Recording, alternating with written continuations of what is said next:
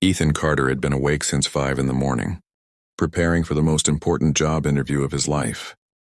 As a single father living in Denver, Colorado, he had become used to balancing work bills, school schedules, and his young daughter Lily's needs. He had spent the previous night carefully preparing answers, ironing his only good suit, and reviewing the company's website until he could barely keep his eyes open. The position was for a senior project coordinator at Grant Technologies, a company known for excellent salaries and generous benefits. If Ethan got the job, he could finally stop worrying about taking extra weekend shifts and give Lily a more comfortable life. He kissed his daughter goodbye before leaving. "Wish me luck," Lily smiled. "You're going to get it, Dad." Ethan laughed. "I hope so." He drove toward downtown Denver, watching the clock constantly. Then traffic slowed by the time he reached the company building. He had only 15 minutes before his scheduled interview. He parked several blocks away and hurried toward the entrance, carrying his resume folder. That's when he noticed an elderly woman standing near the sidewalk. She was struggling with several heavy cardboard boxes. One box slipped from her hands. Papers scattered across the pavement. People walked around her without stopping. Ethan slowed down. He looked at the building, then at the woman. His interview was only minutes away. He knew he should keep walking. But he couldn't, "Ma'am. Are you okay?" The woman looked relieved.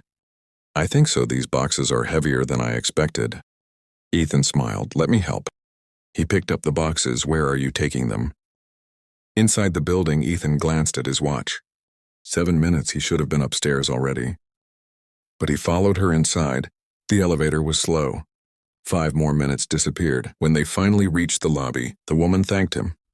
"You've been very kind." Ethan smiled. "No problem."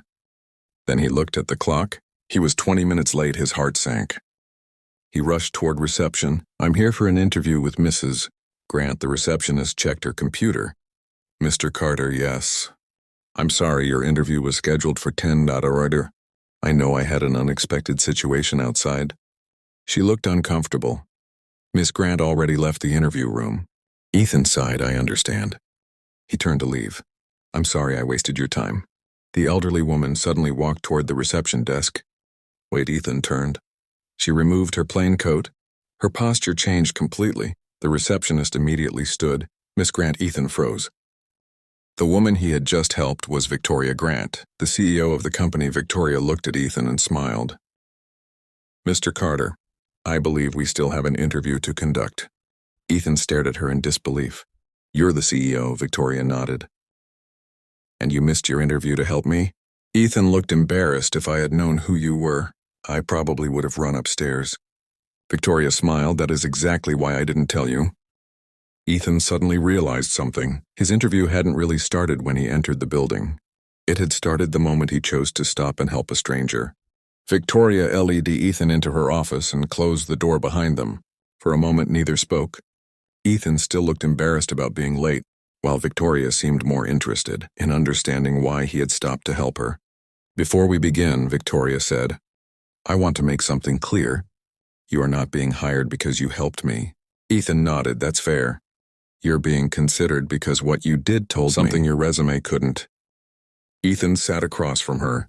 "What did it tell you? That you don't automatically measure someone's worth by how useful they are to you?" Ethan smiled slightly. "I just saw someone who needed help." Victoria leaned back. "Exactly." She opened Ethan's resume. "You've managed construction projects, logistics teams, and technology installations. Why are you applying for this position?" Ethan thought for a moment. "Because I need stability." Victoria looked up. "That's honest. I'm a single father." Ethan explained, "My daughter depends on me. I want a job where I can work hard and still be there for her." Victoria nodded. "What happened to your previous position?" "My company downsized after losing a major contract." "And you've been looking for work since?" "For 3 months." Victoria studied him carefully. "Most candidates spend their interview trying to impress me." Ethan smiled. "I was too busy carrying your boxes." Victoria laughed. "That may be the most honest interview answer I've heard all year." She continued asking questions about leadership deadlines, conflict, and difficult employees. Ethan answered every question confidently. He didn't pretend to know everything. When Victoria asked how he handled mistakes, he said, "I admit them quickly, fix what I can, and make sure the same mistake doesn't happen again." Victoria closed the resume. "I'd like to offer you the position." Ethan blinked already. "Yes." He looked surprised. You're serious completely. Victoria explained the salary, benefits, and flexible scheduling options. Ethan's eyes widened when he heard about the company's family support program. This would make a huge difference. I know, Victoria said. Ethan hesitated. Why did you test people like that? Victoria became thoughtful. I've watched executives treat assistants differently from investors. I've seen people ignore cleaners while greeting wealthy clients. I wanted to know what kind of person I was about to hire. Ethan nodded.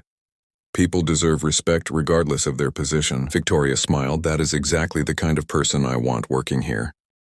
That evening, Ethan returned home. Lily ran toward him. Did you get the job? Ethan knelt and hugged her. Yes. Her face lit up. Really? Really? She smiled proudly. Ethan looked at the envelope containing his new employment contract. For months, he had worried that one lost opportunity could change everything. Instead, his willingness to help a stranger had opened a door he never expected. And Victoria learned something too. Sometimes the best way to discover someone's character is to make sure they don't know they're being watched.